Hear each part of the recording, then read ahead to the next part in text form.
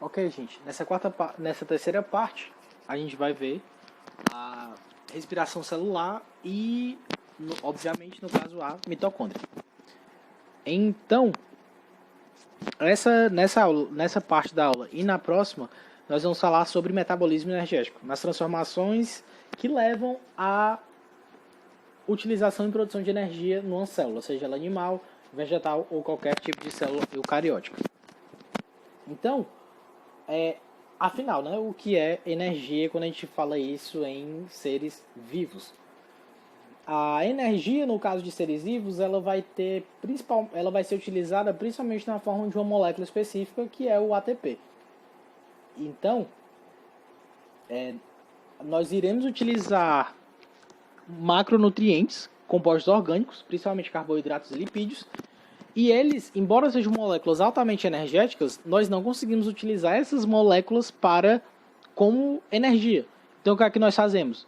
Nós utilizamos essas moléculas e transformamos essas moléculas altamente energéticas, que são uma forma não aproveitável de energia pela célula, numa forma de energia aproveitável pela célula, que é o ATP.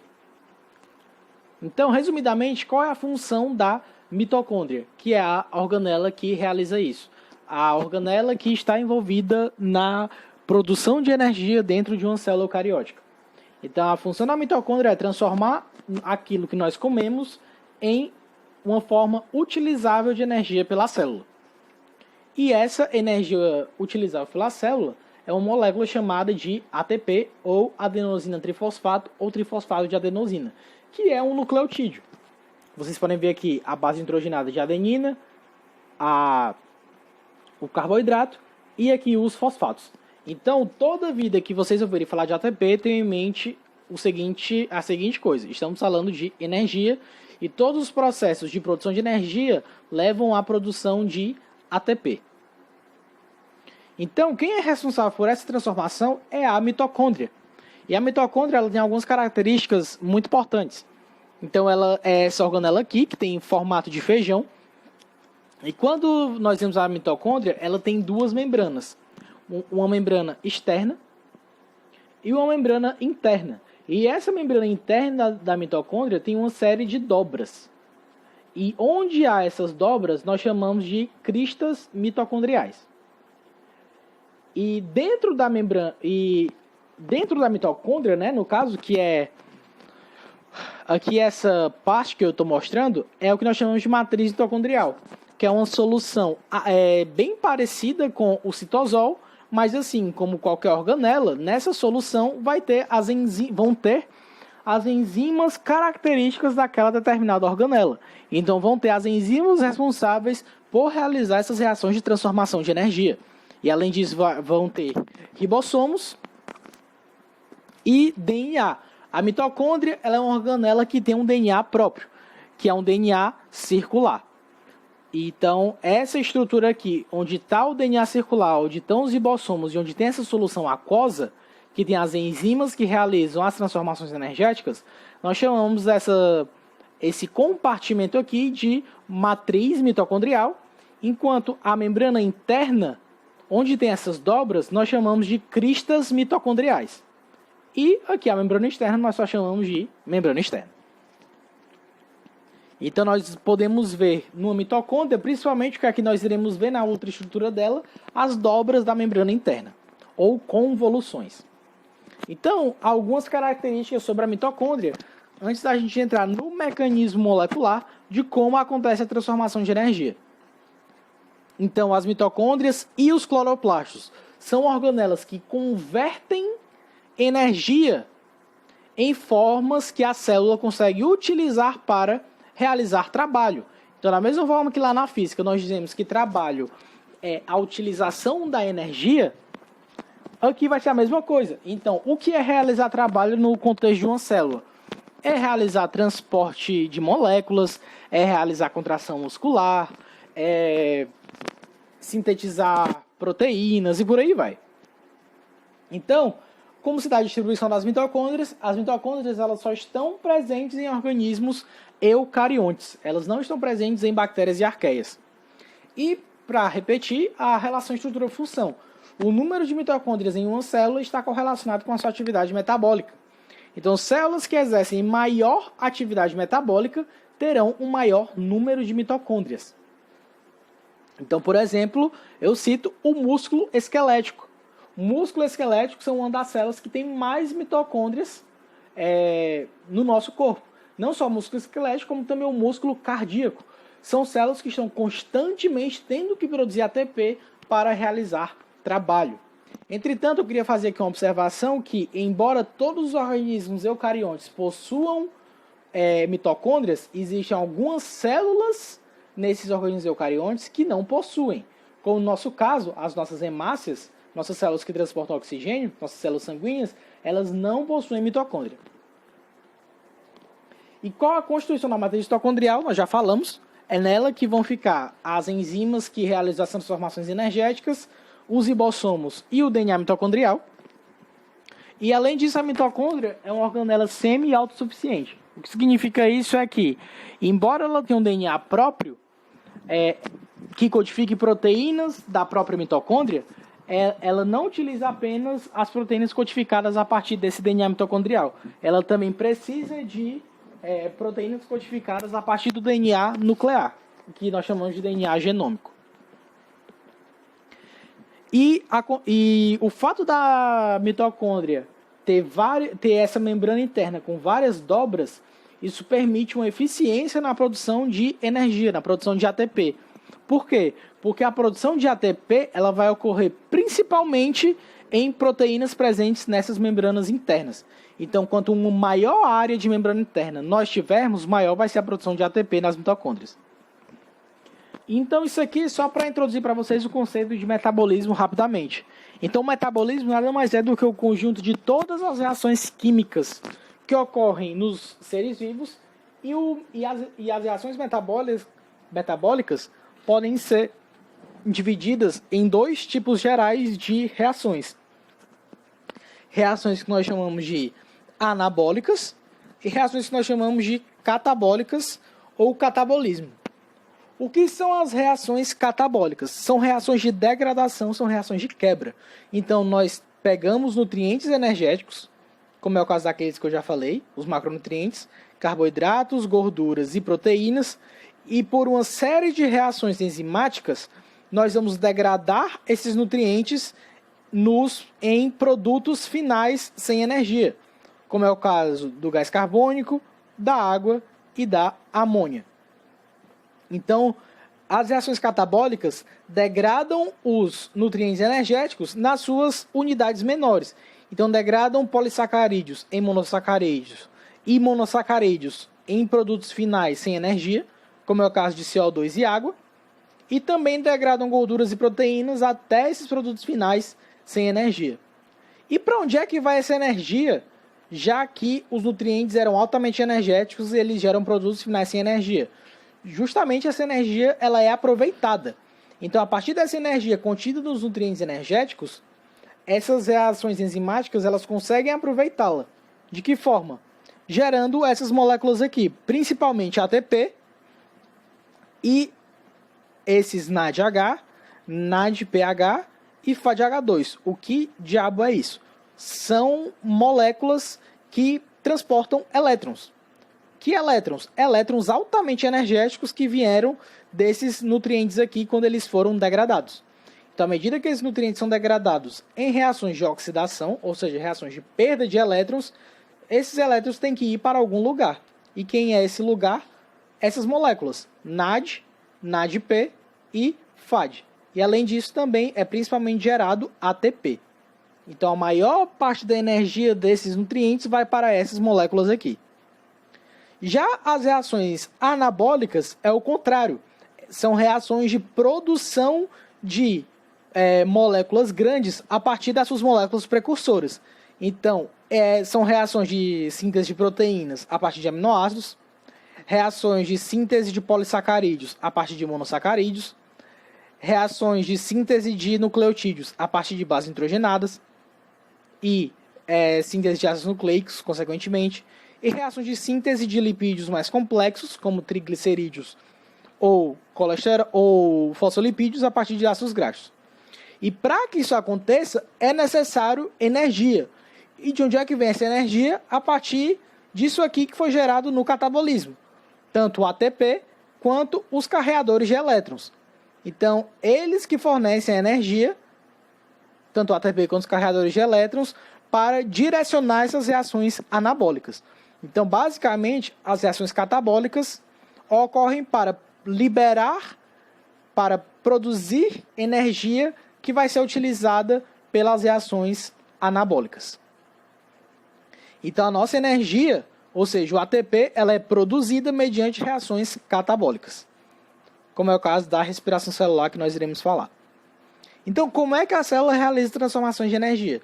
Principalmente por meio de reações de óxido-redução, ou reações redox. Então, como é que essas rotas catabólicas conseguem fornecer energia? Principalmente por meio de reações de oxidação. Lembrem que oxidar significa retirar, perder elétrons. Então, por exemplo, aqui o exemplo clássico, um átomo de sódio, um átomo de cloro.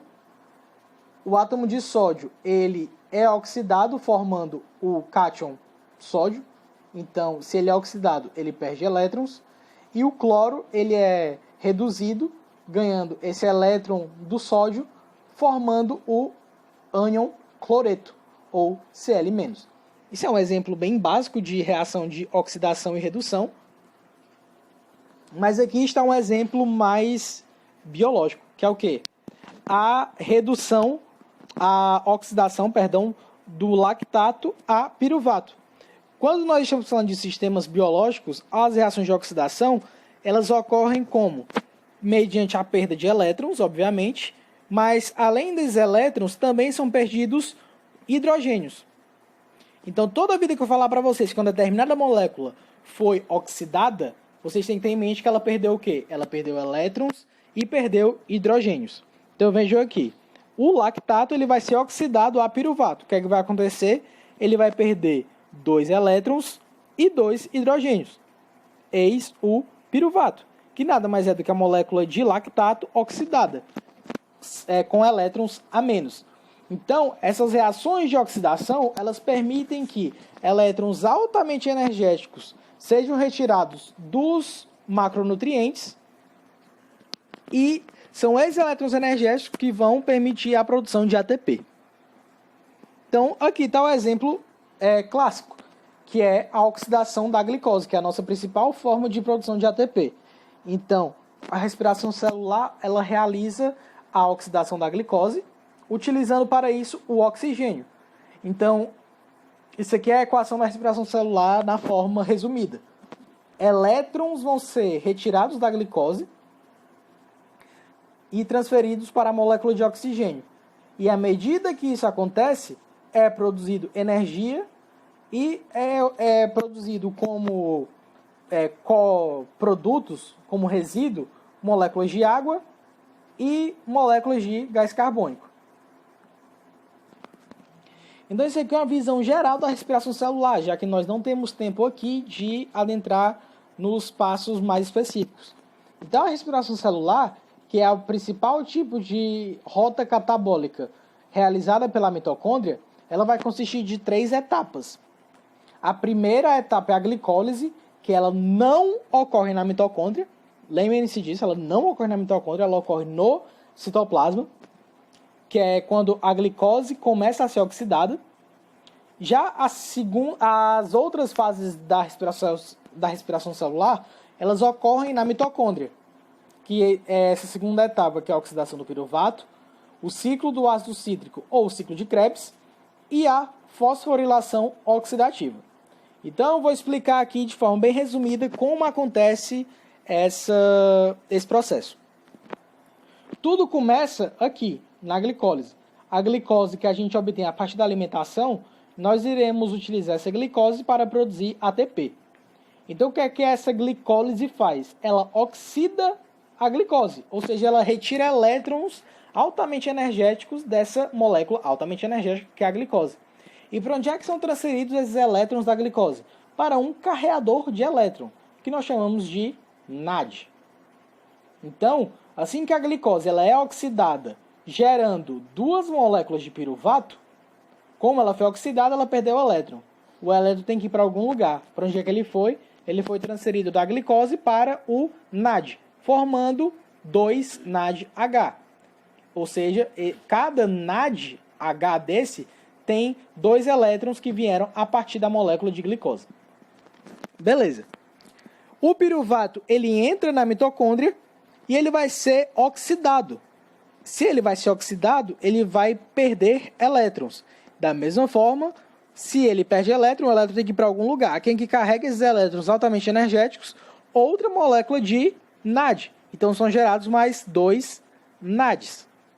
Quando o piruvato é oxidado na matriz mitocondrial, ele gera essas duas moléculas de acetil-CoA, que vai se unir a uma outra molécula e participar de um ciclo de reações, chamado de ciclo do ácido cítrico, que nada mais são do que várias reações de oxidação. E se são várias reações de oxidação, vocês já sabem, elétrons vão ser retirados, elétrons altamente energéticos, e transferidos para carreadores de elétrons. Então, a cada ciclo do ácido cítrico, por molécula de glicose, vão ser produzidos o quê? 6 moléculas de NAD. E 2 moléculas de FAD, H2. Ah, o que é esse FAD H2? É bem parecido com o NAD. Não se preocupem com isso agora. Basta vocês saberem que eles estão, assim como o NAD, carregando elétrons altamente energéticos. Então, tanto esses NADH... NAD, só para lembrar vocês, NAD, quando eu falo só NAD, ou NAD+, é a forma sem elétrons, que essa forma, ou forma oxidada, é a forma que vai receber os elétrons oriundos das moléculas. Já o NADH é a forma carregando o elétron. Então, até agora, foram gerados o quê? 6 NADH do ciclo do ácido cítrico, ou ciclo de Krebs, 2 FADH2, 2 NADH da oxidação do piruvato e 2 NADH da glicólise. Todos esses NADH, e FADH2, eles estão carregando elétrons altamente energéticos. Então, o que é que vai acontecer? Essas moléculas, esses carreadores de elétrons na forma reduzida, eles vão doar seus elétrons para proteínas presentes na membrana interna da mitocôndria. Lembrem que a membrana interna é aquela que tem várias dobras. E à medida que os elétrons vão sendo transferidos dos carreadores para essas proteínas da membrana interna da mitocôndria, isso vai permitir que seja gerado ATP, justamente porque essa passagem desses elétrons altamente energéticos vai permitir a produção de ATP. E essa etapa de produção de ATP, a partir da transferência dos elétrons dos carreadores para a membrana interna da mitocôndria, é chamada de fosforilação oxidativa, que acontece na cadeia transportadora de elétrons, que é a última etapa da respiração celular, que é onde vai haver, de fato, a síntese de ATP. Vai ser gerado muito ATP. Tanto no ciclo do ácido cítrico quanto na glicólise, também são geradas algumas poucas moléculas de ATP. Mas a maior parte do ATP vai ser gerado como? Por conta da doação de elétrons dos carreadores para proteínas da membrana interna mitocondrial, num processo chamado de fosforilação oxidativa, que vai permitir a produção de cerca de 28 moléculas de ATP. Entretanto, esse processo ocorre quando tem oxigênio. Quando não tem oxigênio na célula, o piruvato, que é gerado a partir da oxidação da glicose, ele segue uma via alternativa, que é o que nós chamamos de fermentação. Então, na fermentação, o que acontece? É uma via alternativa à respiração aeróbia, ou aeróbica, que é o que? Respiração com oxigênio. Então, observem aqui, do lado. A glicose, ela na glicólise, vai ser convertida a piruvato ou ácido pirúvico. Se houver oxigênio, ele entra na mitocôndria e ocorrem aqueles processos. Se não houver oxigênio, vai acontecer a fermentação, que é o quê? Esse ácido pirúvico ou piruvato vai ser reduzido a uma molécula chamada de ácido lático, e nesse processo permite a regeneração do NAD, H, voltando a formar NAD+. Então, esse processo ele ocorre em algumas células especializadas a realizarem fermentação. Nem todas as células podem fazer isso, mas alguns exemplos de células do nosso corpo que fazem isso são as hemácias e o músculo esquelético quando ele está sem oxigênio, ou seja, no exercício muito intenso, só acontece glicólise seguida de fermentação lática. Então, esse ácido lático é gerado em grande quantidade no músculo esquelético quando está no exercício intenso. E alguns outros organismos têm outros tipos de fermentação, como é o caso, por exemplo, da fermentação alcoólica ou fermentação etanólica, que é o quê? É um tipo de fermentação realizado por alguns fungos, principalmente, que leva à produção de etanol. E é por conta dessa fermentação que são produzidas as bebidas alcoólicas e também é produzido pães e algumas massas. Por quê? Porque esse tipo de fermentação que ocorre nesses organismos acontece em 2 passos. Primeiro, o piruvato, gerado anaerobicamente, ele é transformado em outra molécula, e essa outra molécula é transformada em etanol. Entretanto, quando o piruvato é transformado nessa primeira molécula aqui, acontece a perda de um CO2, e é justamente a saída desse CO2 que permite que as massas elas inchem, como é o caso das pizzas e dos pães quando estão sendo produzidos. Então, a fermentação ela pode ser utilizada industrialmente para a produção ou de bebidas alcoólicas ou de alguns outros alimentos. Então, é isso e vamos para a última parte, que é falar sobre fotossíntese.